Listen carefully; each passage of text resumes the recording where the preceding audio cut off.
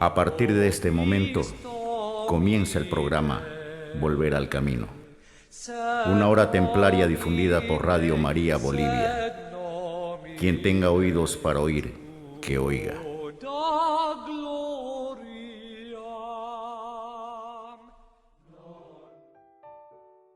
Muy buenas noches, queridos oyentes.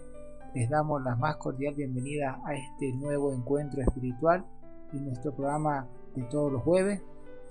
Hoy jueves 22 de mayo es una fecha muy especial y nos alegra muchísimo poder acompañarles una vez más. En esta edición compartiremos con ustedes una historia llena de fe, entrega y esperanza, la vida de Santa Rita de Casia, que se recuerda hoy 22 de mayo, conocida como la Santa de lo Imposible, un testimonio de amor, paciencia y profunda devoción que sigue inspirando corazones en todo el mundo. También exploraremos la historia de la Orden de San Agustín.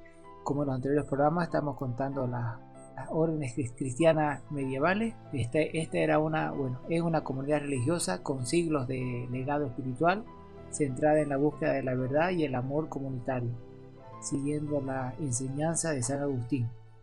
Y como cada noche cerraremos nuestro programa con la reflexión y la lectura del Evangelio de esta noche.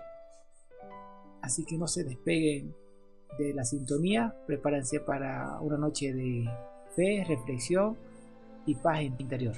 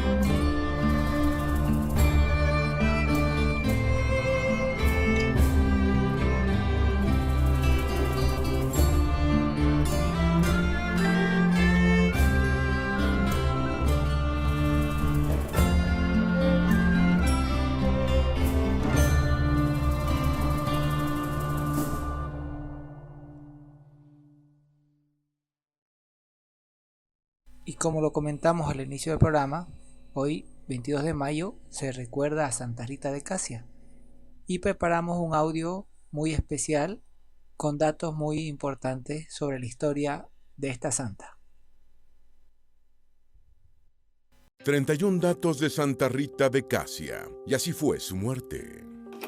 Santa Rita de Casia es una de las santas con más devotos en el mundo. Además, ha sido una de las pocas que en vida tuvo varios roles: hija, esposa, madre, viuda y una de las más consagradas religiosas. Nació cuando sus padres eran bastante mayores, y en un momento en el que Casia era una pequeña república, con una estructura política avanzada y una sociedad que estaba hecha para el conflicto, con unas leyes que, entre otras cosas, promovían la venganza y el matrimonio desde temprana edad. Ella nunca deseó la vida en matrimonio, pues siempre pensó en consagrarse a Dios. Entonces, ¿por qué razón se casó, siendo una bebé? ¿Es verdad que abejas blancas entraban y salían de su boca sin lastimarla? ¿Es cierto que soportó maltratos físicos y verbales de su esposo? ¿Pidió a Dios que le quitara la vida a sus hijos? ¿Por qué razón? ¿Cómo logró convertirse en monja? ¿Es verdad que su cuerpo fue hallado incorrupto? ¿Por qué se le llama la santa de los casos imposibles? Antes de meternos a fondo, no te olvides de suscribirte a nuestro canal y activar las notificaciones para mantenerte al día con nuestras actualizaciones.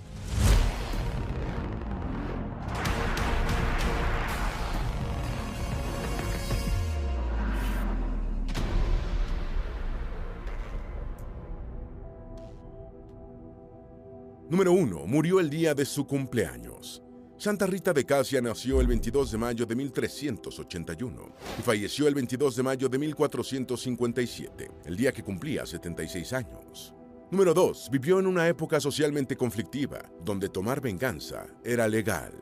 La Casia medieval era una pequeña república independiente que tenía un castillo con altas torres y estaba rodeada de murallas. Tenía una organización política bastante avanzada, en la que había 3 poderes: legislativo, judicial y ejecutivo.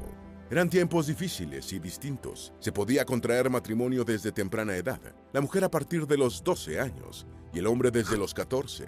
No se permitía lujos en las celebraciones y el uso de armas estaba prohibido. Los conflictos eran el pan de cada día. Las luchas sociales eran lo habitual, pobres contra ricos, entre los distintos grupos de artesanos y luchas políticas entre los güelfos, que apoyaban al Papa, y los gibelinos, que se oponían al pontífice. Lo usual en ese periodo era que los conflictos terminaran en derramamientos de sangre, y a veces con la implicación de la venganza familiar, la cual la ley permitía. Por ejemplo, si un hijo era asesinado por enemigos, el padre o cualquier otro familiar podría tomar la justicia por su mano y ejecutar al culpable o a algunos de sus familiares. El asunto podía derivar en varios asesinatos en una familia, algo que contrastaba con la belleza natural de aquel lugar. Número 3. Un enjambre de abejas albinas entraba y salía de su boca. Una estatua de Santa Rita en Bélgica la muestra junto con un enjambre de abejas, y el origen de esta representación está en un suceso ocurrido poco después de su nacimiento. Sus padres estaban trabajando en el campo y se percataron de que un enjambre de abejas blancas volaban cerca de ella, y algunas entraban y salían pacíficamente de su boca, en la que depositaban miel, según algunos relatos. El inglés Alban Butler, sacerdote y agiógrafo católico, señaló en su momento que aquel episodio de las abejas se interpretó como parte de lo que sería la vida de Santa Rita, llena de virtud y devoción. Se dice incluso que eso también era una señal de la dulzura que la caracterizaría. Número 4. Sus padres eran pacificadores. En medio del contexto tan complejo de la Acacia de aquel entonces, había personas de moral intachable que promovían la reconciliación entre las familias enemistadas. Se trata de los jueces de paz o pacificadores. Precisamente este cargo lo ejercieron dos personas caritativas y de fe inquebrantable, los padres de Santa Rita de Casia, quienes se dedicaban a los labores en el campo, pero socialmente eran personas respetables. Algunos los llamaban pacificadores de Jesucristo, de acuerdo con lo que dijo Cavalucci en la biografía que escribió sobre esta santa de la Iglesia Católica. La labor de los pacificadores se hacía ante testigos y después redactaban un acta notarial, y esto comprometía para siempre a las partes involucradas y a sus herederos. A veces los acuerdos implicaban retribuciones materiales. Por lo que en ese tiempo de tantas turbulencias sociales era muy importante la labor de los pacificadores. No se tiene precisión de si los padres sabían leer y escribir. Algunos medios dicen que sí, otros que no. Número 5. Nació cuando sus padres eran ya bastante mayores. Antonio Lotti y Amata Ferri fueron los padres de Santa Rita. Los dos eran mayores.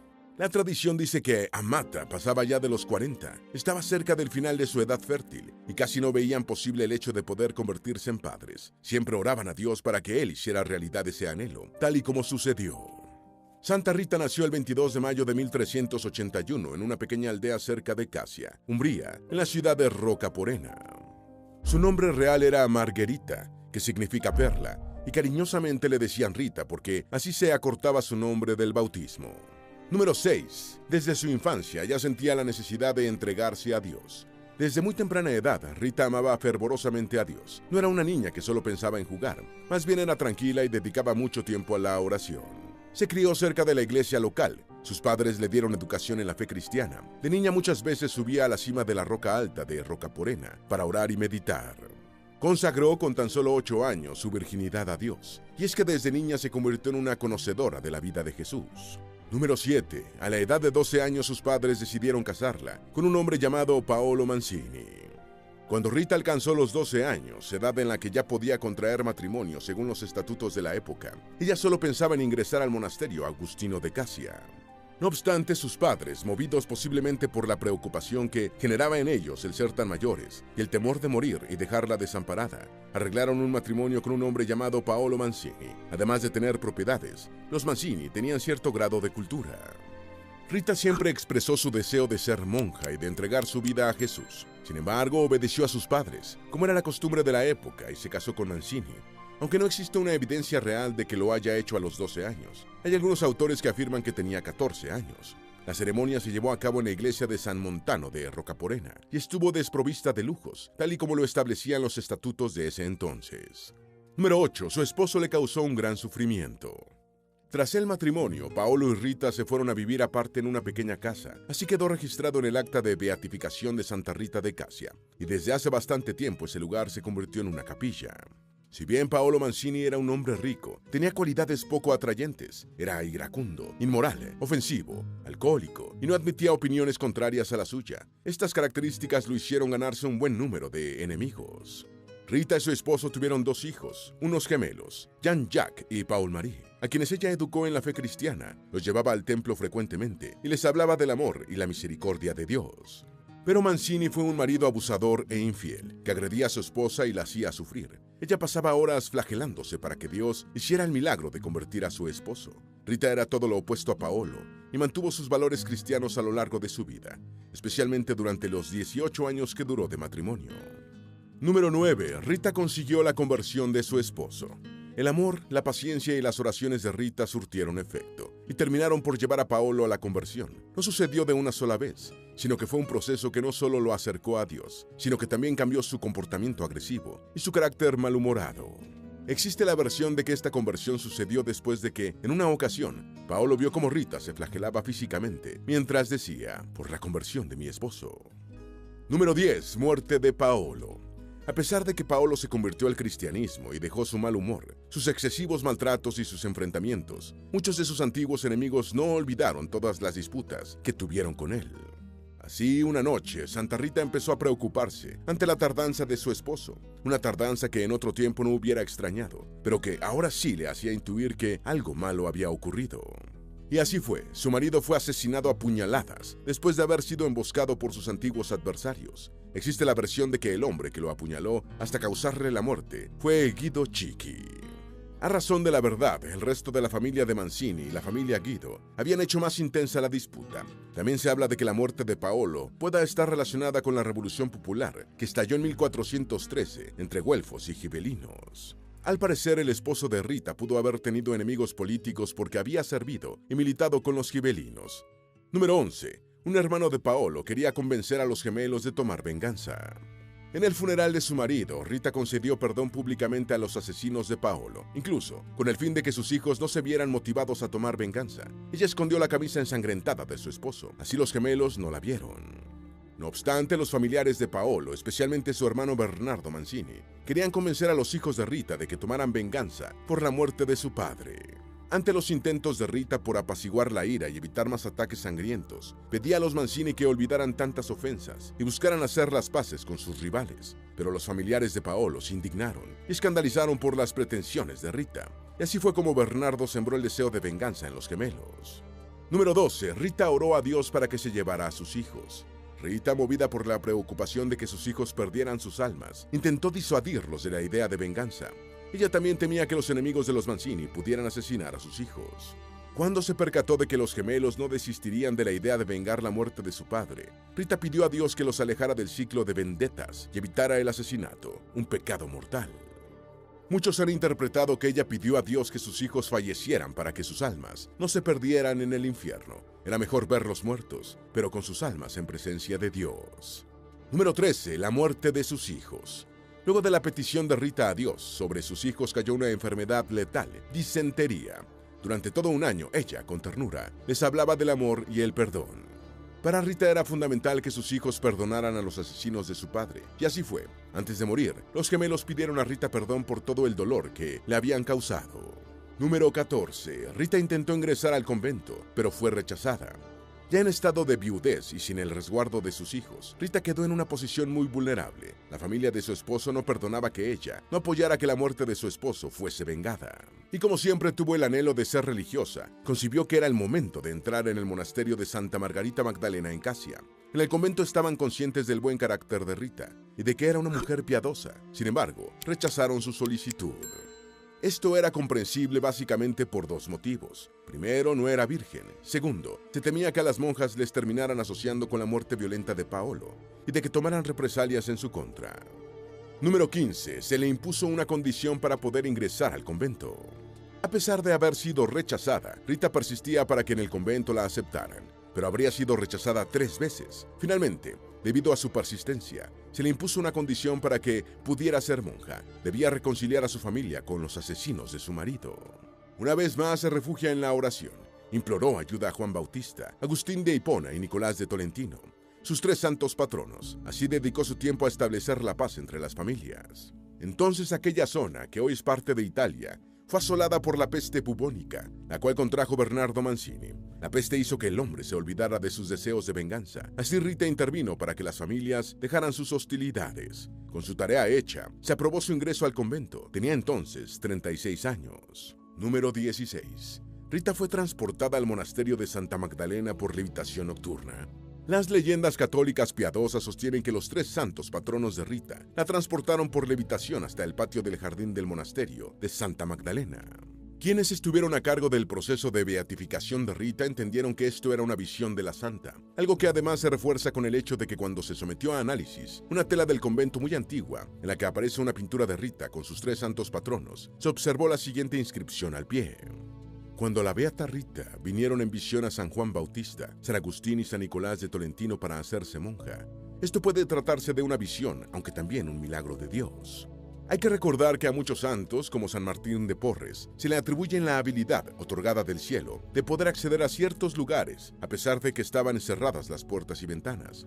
Ahora bien, lo que está ampliamente aceptado es que la intercesión de sus santos fue esencial para que pudiera entrar al convento.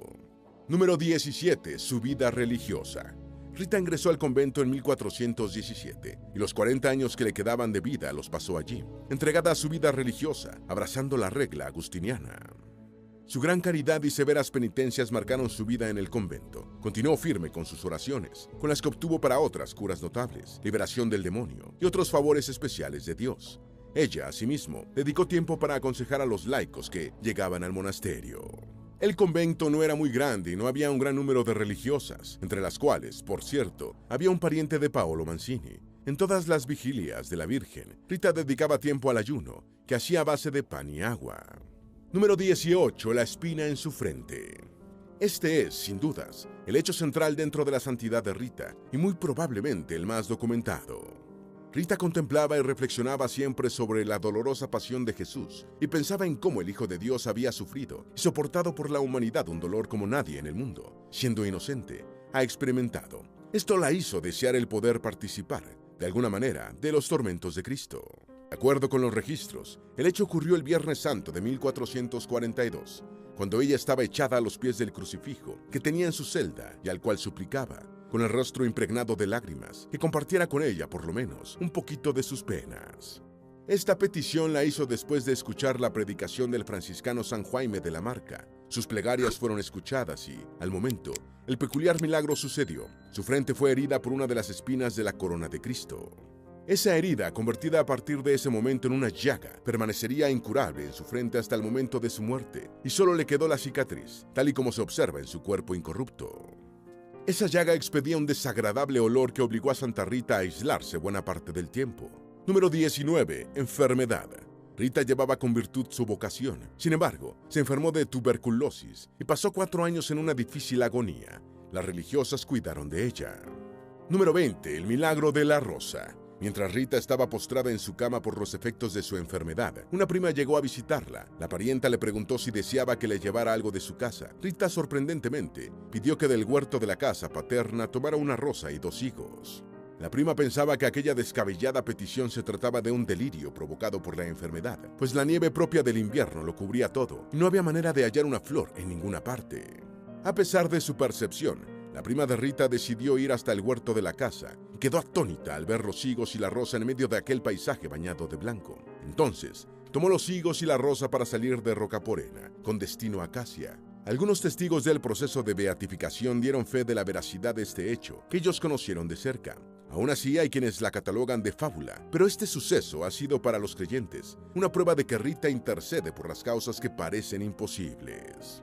En el convento se creó una rosaleda para recordar el milagro de las rosas. Número 21. El sufrimiento físico por su enfermedad se prolongó por 4 años. Tras 4 años padeciendo el sufrimiento causado por su enfermedad, Rita murió en paz. Su herida se había cerrado. Se dice que durante su funeral se percibía, en lugar del olor desagradable de la llaga, un exquisito aroma de rosas. Y ocurrió que, tras su muerte, las campanas de la iglesia sonaron sin que nadie las tocara. Número 22. Su tumba fue abierta 5 años después de su muerte. En 1562 se decidió abrir el sepulcro para sacar los restos de Rita, con la intención de pasarlos a una caja solemne, en cuya superficie se habían pintado algunas escenas de su vida. Pero todos se llevaron una gran sorpresa: el cuerpo estaba incorrupto. Otro reconocimiento de su cuerpo se hizo necesario en 1626. Esto estaba relacionado con su proceso de beatificación. Nuevamente, según los expertos, el cuerpo no se había descompuesto.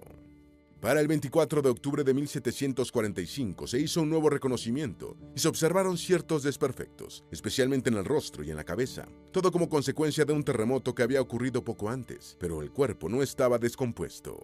Número 23. Codex Miraculorum. El Codex Miraculorum es una colección de milagros registrada en varios de los pergaminos del convento de Santa Rita de Casia, el mismo convento que en la época de Rita llevaba por nombre Monasterio de Santa María Magdalena. De este códex hay dos copias. Una de ellas está en las actas del proceso de 1626 y en el archivo de la Orden Agustiniana en Roma se encuentra la otra copia.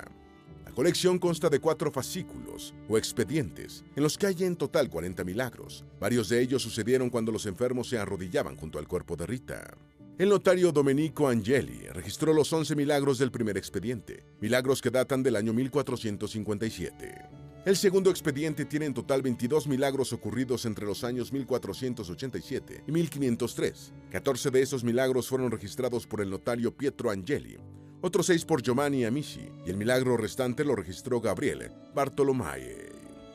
En el tercer expediente hay 6 milagros. El notario Giovanni Antonio Francisci registró 3 del año 1524. Lucio Antonio registró 2 de 1535. Lucio Antonio también registró, junto con Pomeyo de Maltagliato, el milagro restante, que ocurrió en 1549. Antonio Grassus registró los 2 milagros del cuarto y último fascículo, uno de 1563 y el otro de 1567. Número 24. Actas del proceso. En Casia era muy grande la veneración hacia Rita. Todos deseaban verla beatificada y pidieron a la curia episcopal de Spoleto que solicitara el comienzo del proceso de beatificación, el cual llevaban tiempo esperando.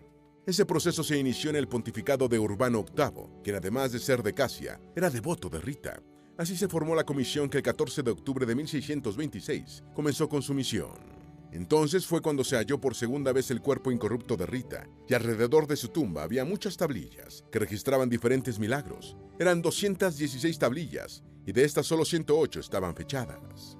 Muchas otras pruebas fueron examinadas, entre ellas una tela llamada Antiquísima, pintada con 6 escenas: el suceso de las abejas, Rita a la puerta del monasterio con la imagen de sus 3 patronos detrás, entre otras. También se tomaron en cuenta testimonios de milagros. El proceso culminó el 11 de noviembre de 1626, por lo que duró menos de un mes. Todo fue detallado y registrado por la comisión en lo que se denomina actas del proceso, que aún se conservan. El 16 de julio de 1628 se declaró beata a Rita. Número 25. Su canonización. Este fue un proceso extenso que inició en 1887, luego de que en 1738 la Orden Agustiniana solicitara la canonización de Rita a la Santa Sede. La canonización fue aprobada luego de que en 1899 se examinaran 3 milagros. La canonización solemne tuvo lugar en la Basílica de San Pedro del Vaticano, el 24 de mayo de 1900. Número 26. Sus milagros. A Santa Rita de Casia le adjudicaron milagros en vida y también después de su muerte. Un asunto que asombró fue el que las campanas de la iglesia sonaron sin que nadie haya dado fe de haberlas tocado. Muchos adjudican eso a Santa Rita y otros a los ángeles. También el milagro de la fragancia de rosas que se percibía el día de su muerte y cuando se han acercado a su cuerpo incorrupto. Asimismo está el milagro de la vid, que sucedió poco después de que Rita ingresara al convento. La Madre Superiora, para aprobar su obediencia, le pidió que regara todos los días una cepa de vid seca. Rita obedeció y la vid reverdeció después de un año. Esa vid aún está en el convento. Pero hay muchos otros, ciegos que recuperaron la vista, sordos que podían oír, etc. Después de su muerte se le adjudican varios milagros, curaciones como la de un jovencito que estaba en coma, cuyo nombre era Angelo Sastegi. Uno de los 3 milagros que se tomaron en cuenta para su canonización fue el de Elisabetta Bergamini de Terni, una niña de 7 años que en 1850 fue curada por Santa Rita de una grave enfermedad. El otro caso fue el de una religiosa, Sor Chiara Isabella Garofalo, que luego de estar postrada durante 4 años en una cama, oyó, en 1775, una voz que la animó a levantarse. El tercero de los milagros que tomaron en cuenta para su canonización fue el de un sastre de 70 años, cuyo nombre era Cosimo Pellegrini, quien sanó de varios malestares después de que asistió a una misa en honor a Santa Rita de Casia. Número 27. Un suceso contado por Santa Rita de Casia y que también involucra a unas rosas. Cuando ya estaba entrada en años, Santa Rita contó que su esposo le prohibió darle de comer a los más necesitados, pero ella lo hacía sin que él se enterara. Según contó, un día salía de su casa y llevaba bajo su ropa un pan, y su marido le quitó el vestido, y en lugar de pan encontró rosas. Esto, junto con el suceso de la rosa hallada por su prima y el perfume que se ha percibido después de su muerte, ha hecho que la rosa sea un símbolo asociado a Santa Rita. Por eso, cada 22 de mayo, en las iglesias que llevan su nombre, se distribuyen rosas y el sacerdote las bendice. Número 28. Patronazgos. Santa Rita de Casia es patrona de los casos imposibles, de los problemas maritales, de la familia, del abuso, los matrimonios, de las causas perdidas, entre otros. Número 29. Santa Rita en el mundo. A lo largo de los 5 continentes se extiende la gran veneración hacia Santa Rita de Casia, la santa de los casos imposibles. Hay imágenes de Santa Rita en Brasil, España, Reino Unido, Polonia, Rumania, Suiza, Siria y el Líbano. Obviamente, en varias partes de Italia también hay miles de devotos de Santa Rita de Casia, Sicilia, Lombardía, Calabria, Cerdeña, etc. Número 30. Santa Rita está viva. Algunas personas a lo largo del tiempo han hablado sobre la presencia de Santa Rita de Casia, entre otros. Una de ellas fue la beata Teresa Fase, quien en 1907 plasmó en sus cartas que Santa Rita manifestó, entre otros, su presencia exhalando un aroma de carácter sobrenatural. La beata Teresa, una gran devota de Santa Rita de Casia, tuvo comunicación con José Pietche de Florencia, quien residía en Roma. Este general de carabineros contó en una ocasión que su hijo fue hecho prisionero durante la Segunda Guerra Mundial y no supieron de él durante 2 meses. Eso lo llevó a escribirle a la beata Teresa. Esta, en una carta de respuesta, le comunicó lo siguiente: mientras estábamos rezando por su hijo, hemos sentido el aroma, lo cual es señal de que la santa ciertamente concederá su gracia. Y el muchacho regresó a su casa sano y salvo 2 meses después. Como este, ha habido muchos otros testimonios que dan fe de que Santa Rita de Casia sigue presente en medio de nosotros. Número 31. La Basílica de Santa Rita de Casia. El cuerpo incorrupto de Santa Rita se venera en Italia, en la Basílica de Santa Rita de Casia, ubicada en Casia, Umbría. En toda Italia, este es uno de los santuarios más importantes, y su construcción fue impulsada por la Madre Teresa Fase y levantada por la contribución de cientos de devotos de Santa Rita de Casia. El 20 de junio de 1937 comenzó a levantarse esta construcción y fue consagrada el 18 de mayo de 1947, poco antes de cumplirse los 10 años de haberse colocado la primera piedra. Pío XII ideó su aspecto actual y Monseñor Spiritio Chiappetta, y luego los arquitectos Martinelli y Calori estuvieron a cargo de la obra. Esta hermosa basílica también es muestra del talento de Luigi Montanarini, Luigi Filocamo, Silvio Consadori y Gisberto Seracini. De estos 31 datos de Santa Rita de Casia y cómo fue su muerte. Recuerda, un pueblo que no conoce su historia está condenado a repetirla.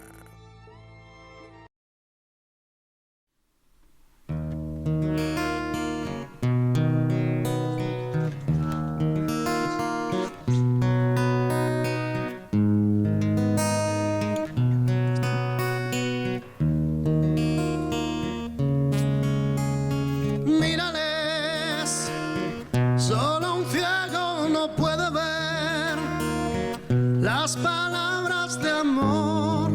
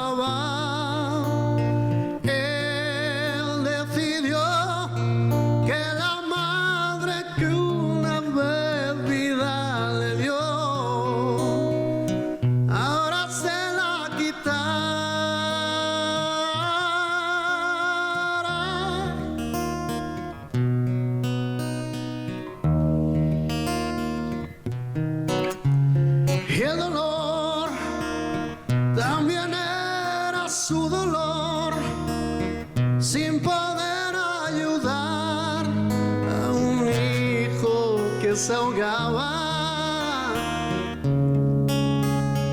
Decidió, sin pensar en ley o en Dios, solo una razón: su hijo la necesitaba. Le acompañó hasta el cielo, de la mano le llevó. El dolor amainaba, él la miró y apretándole la mano sonrió. Su vida se apagaba.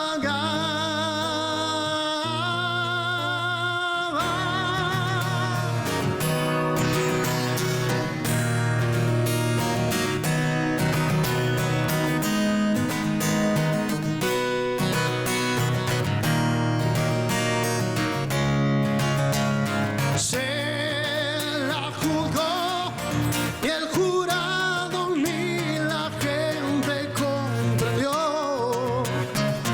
lo que ella intentaba.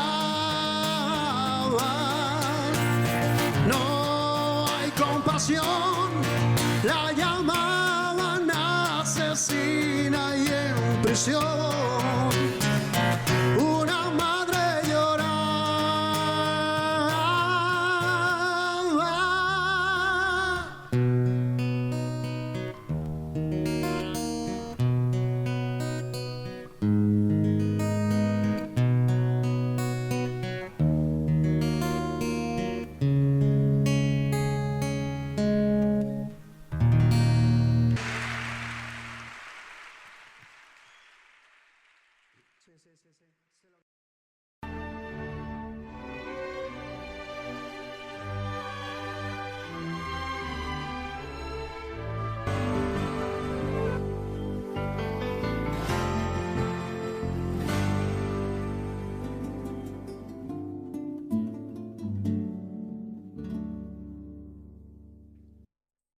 Y continuando con las órdenes religiosas medievales, esta noche nos toca contarle la historia sobre las órdenes de San Agustín. Y preparamos un audio y espero que les guste. Al mismo tiempo que franciscanos y dominicos comenzaban su andadura, varios grupos eremíticos de la región italiana de Toscana, conscientes de las necesidades del momento y deseando servir a la Iglesia en una sociedad que había cambiado, se dirigieron al Papa Inocencio IV para pedir que les constituyera también a ellos en orden mendicante, bajo el magisterio espiritual de San Agustín. Estos ermitaños toscanos dieron origen jurídico a la Orden de San Agustín. El Papa, a través de las bulas Incumbit Nobis y Presentium Vobis de 16 de diciembre de 1243, convocó a los representantes de los numerosos eremitorios a reunirse en capítulo y les concedió como norma de vida la regla de San Agustín.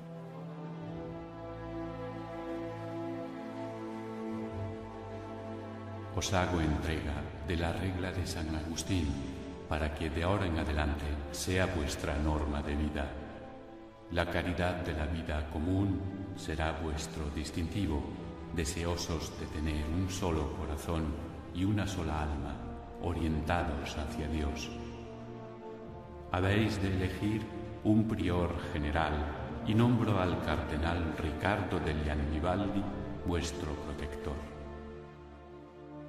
El primer capítulo general de la Orden se celebró en Roma en marzo de 1244. Se redactaron y aprobaron en él las primeras constituciones y se eligió a Fray Mateus como primer prior general.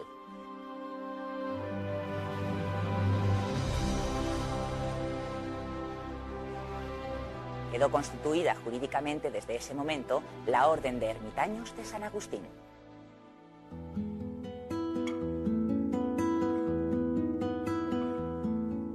Pocos años más tarde, en marzo de 1256, tuvo lugar en el convento romano de Santa María del Popolo un capítulo general conocido en nuestra historia como Capítulo de la Gran Unión, en el que con el apoyo del Papa Alejandro IV y del Cardenal Protector, fueron incorporadas a la Orden de San Agustín otras órdenes, especialmente los juanbonitas y los guillermitas.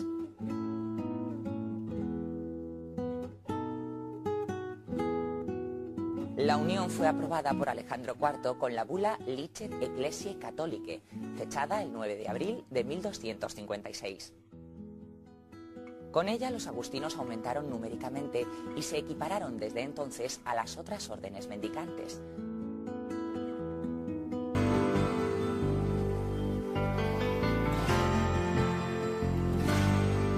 De San Agustín, como padre y maestro, recibieron un estilo fraterno de vida común y un sentido de comunidad que comparte el amor, se nutre del misterio trinitario presente en la Iglesia y se sitúa al servicio del mundo desde la amistad y la solidaridad.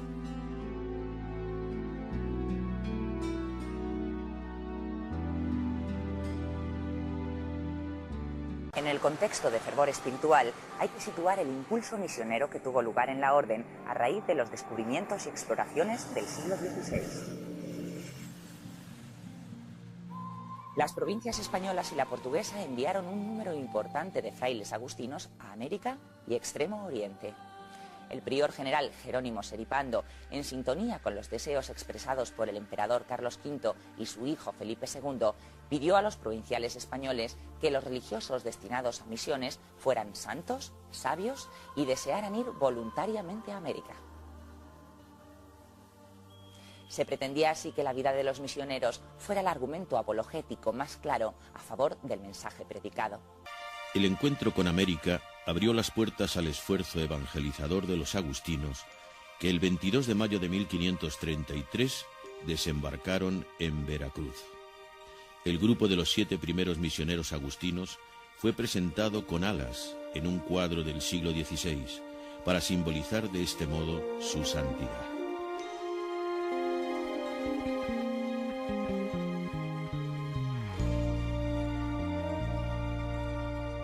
En América, la orden se caracterizó por la cercanía y defensa de los indígenas, el aprendizaje de sus lenguas, el respeto hacia algunas de sus tradiciones seculares, la redacción de catecismos, la apertura de hospitales y centros educativos, la construcción de acueductos, etc.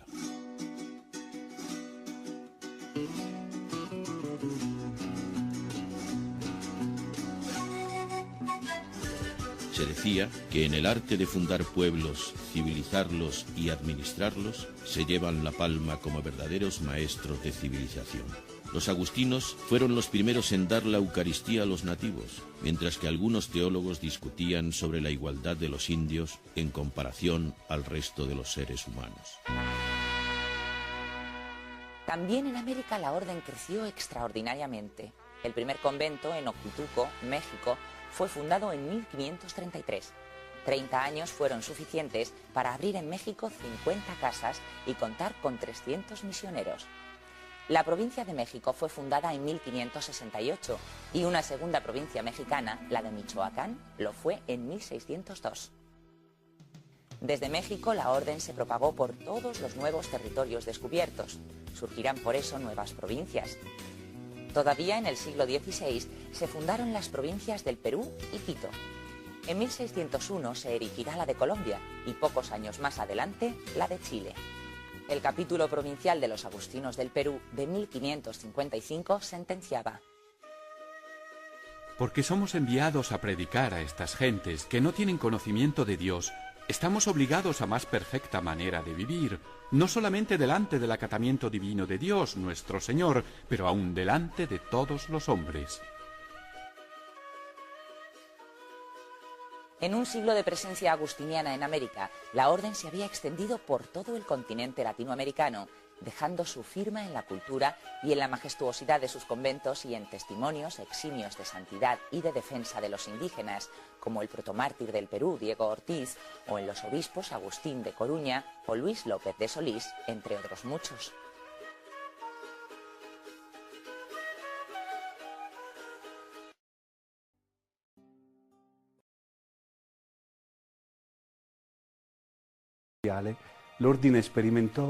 Tras la Guerra Mundial, la Orden experimentó un nuevo florecimiento en el contexto de una sociedad castigada por tantas miserias como las vividas y necesitada de recuperar valores humanos y religiosos. Se intensificó además la presencia de la Orden en América Latina con la creación de nuevas circunscripciones por parte de las 4 provincias españolas, en el Brasil, Argentina, Uruguay, Venezuela y más recientemente Panamá o Centroamérica. La provincia de Holanda estableció un vicariato en Bolivia. La de Chicago y las provincias italianas unidas para esta empresa lo hicieron en el Perú. La provincia de Malta se hizo presente en el Brasil y la de Irlanda en Ecuador.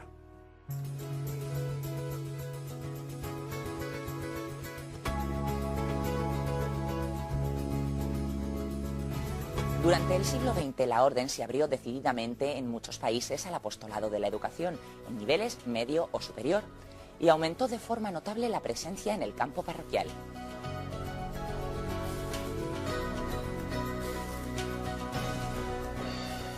En 1933 la provincia de Malta tomó la decisión audaz de abrir una fundación en un lugar agustiniano particularmente emblemático, como es la antigua ciudad de Hipona, en Argelia.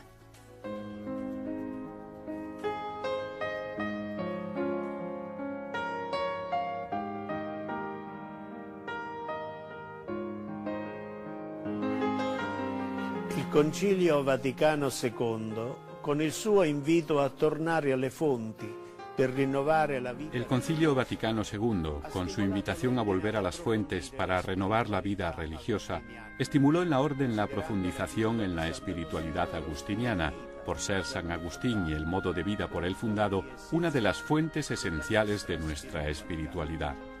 Fruto di questa riflessione sono le costituzioni dell'ordine. Fruto de esta reflexión son las constituciones de la Orden, renovadas en 1968, y la Ratio Institutionis, aprobada en 1995, que es el documento guía para la formación de nuevos candidatos.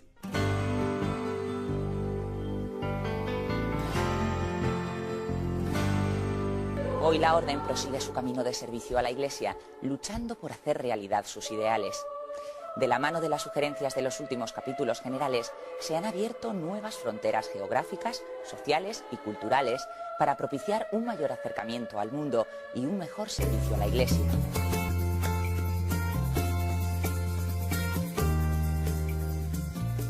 Son pasos significativos el trabajo corresponsable con los laicos y el impulso de fraternidades agustinianas seculares, la atención especial a la juventud, organizando encuentros internacionales de jóvenes.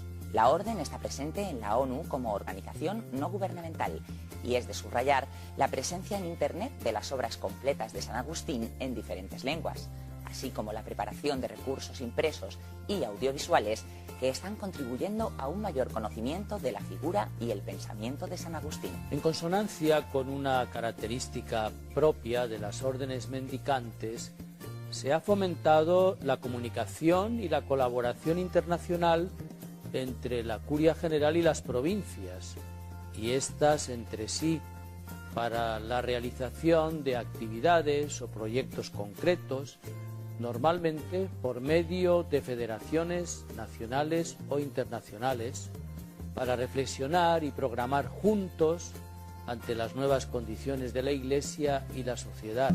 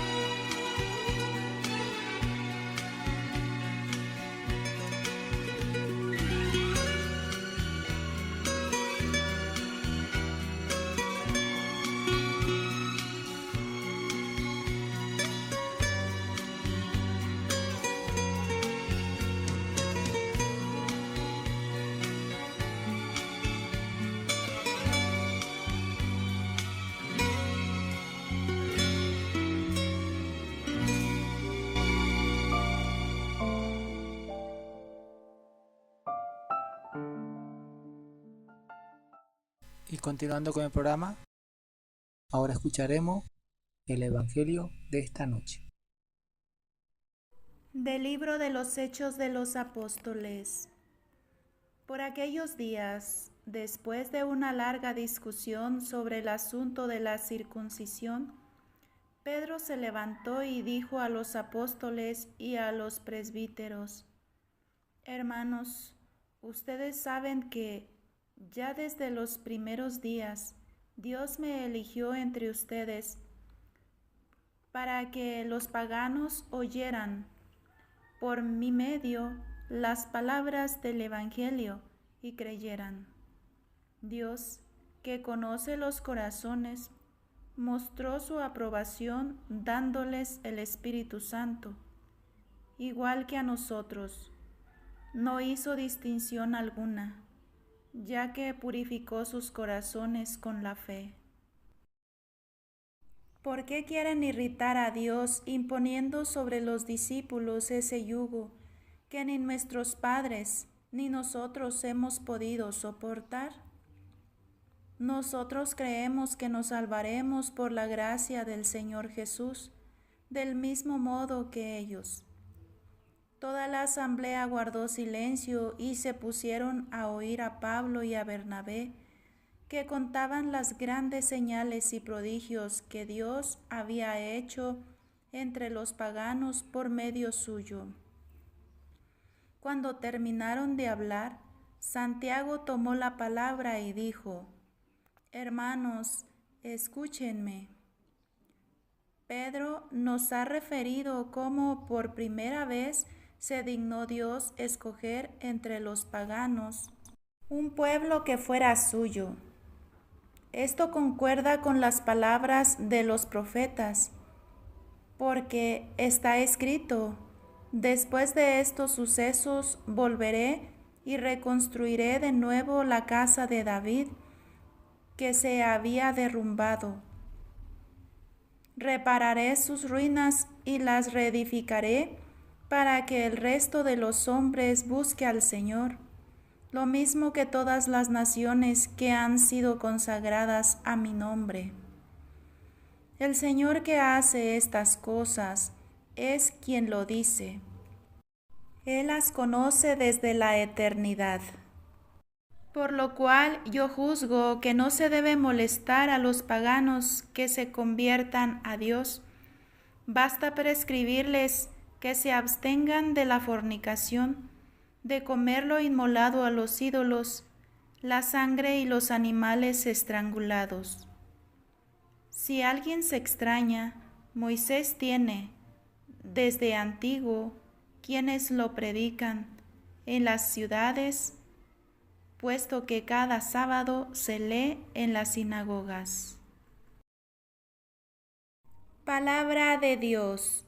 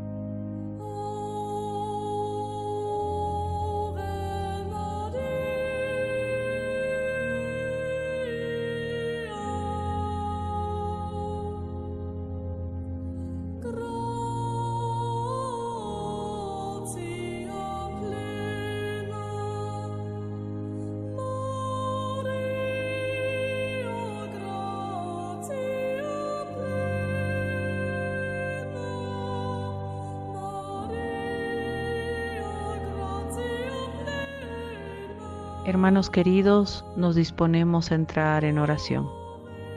No sin antes pedir por nuestros hermanos que necesitan salud, por nuestros hermanos que necesitan justicia y por nuestros hermanos que necesitan paz en sus vidas. Oración de sanación. En el amor del Padre, del Hijo y del Espíritu Santo. En el amor de la estrella que anunció que la gloria descendería a la Madre Tierra y encarnaría al Hijo del Padre. En el amor de la creación que libera de toda duda sobre la increíble majestuosidad del arquitecto divino.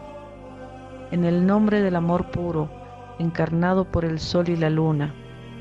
En el nombre del amor de la palabra, que hace crecer el verbo, que hace reproducir las cosas con la luz y la conciencia propia. En el amor de la verdad, esperanza y maravilla, guía en el Santo Espíritu. Yo te pido, Arcángel Anael, majestuoso príncipe, que eleves, palabra a palabra, la transmutación que en ti se encarna.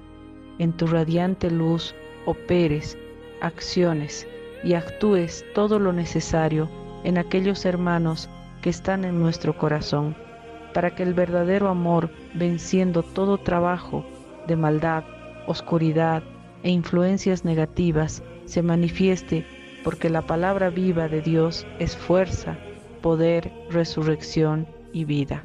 Amén.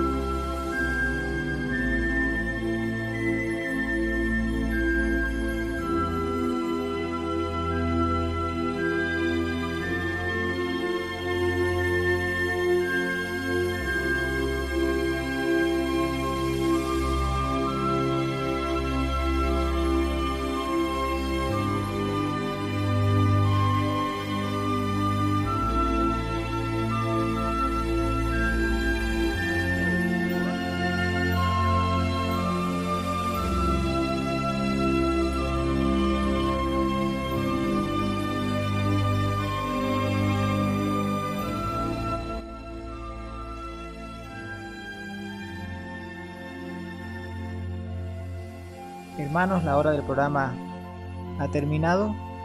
Esperamos que el programa haya sido de su agrado y nos escuchamos el próximo jueves.